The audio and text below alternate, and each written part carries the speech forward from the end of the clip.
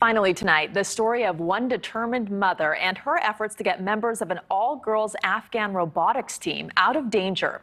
Allison Renault met these girls at a conference in Washington, D.C. several years ago.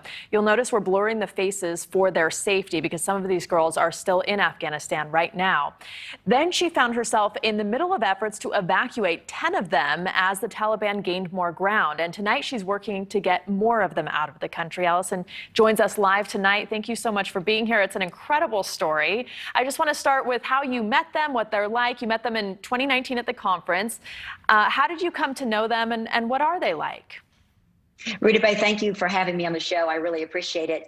After I graduated from Harvard in 2016 with my master's degree, I entered into the space industry, and I had an amazing opportunity to meet these girls in 2019 at a space conference. And because I'm the mother of 11 biological children, 9 daughters, 1 man, I took to these girls right away, and it was kind of mutual. I've stayed in touch with them for a couple of years, and we were pursuing possible scholarships in the United States to pursue their engineering degrees. And I found these girls to be the most courageous and humble girls who really paid the ultimate price just to get a high school education and pursue engineering.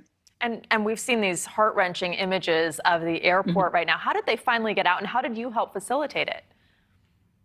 I woke up on Tuesday, August 3rd, with just an overwhelming feeling that they were in danger. And this is prior to the collapse of Afghanistan, but I just couldn't shake it. And I thought, I can't sit on my hands. If something happens to these girls, I'll never forgive myself. So I really am not a person who has a lot of power or influence, but I was determined with the courage and a cause to rescue these girls if I could. So I began to knock on every door. I called powerful and influential people, even though they were way above my pay grade. And for 2 weeks, I really didn't get much traction at all.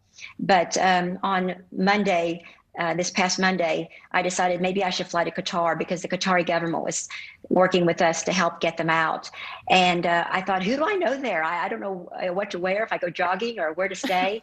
And I remembered that I had a former roommate in Washington, D.C. a couple of years ago that was working there as a military analyst. And I called her to ask the questions, and she said, what's the problem? And I told her. She says, well, I'm a very influential person in the U.S. Embassy in Qatar. I'll take this on and move this up the ladder to the chief of staff. And so she worked all night to put together their passports and their information.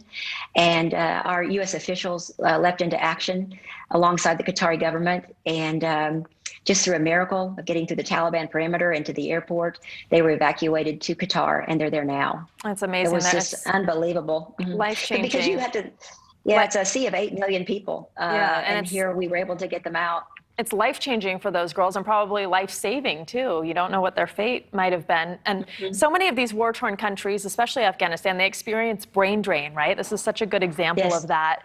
These girls could have grown up, or they probably will now grow up, to make major contributions to society, advances in science and technology, and now they won't be able to make those improvements in their own country. Well, I wouldn't doubt them one bit. You never know what they're going to do. They are impressive young ladies. They are going to, we'll stage them in Qatar and then see what choices they'd like to make on where they'd like to go to school. That's amazing. The fact that this was an all-girls robotics team in Afghanistan in the first place shows the advances that were made in that country since the fall of the Taliban. Now it seems to be headed back to the same place. How are they doing? What are they saying?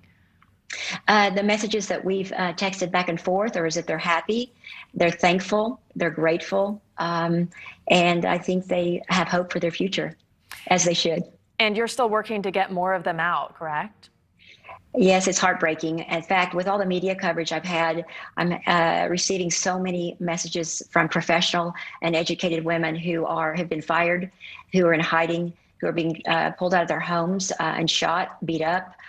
Just because they're professionals. So there's a lot of outcry, and I'm really hoping that it goes beyond the girls team, and it's kind of turning into Schindler's List. And I'm hard at work on the next group and the next group, and hoping it all works out.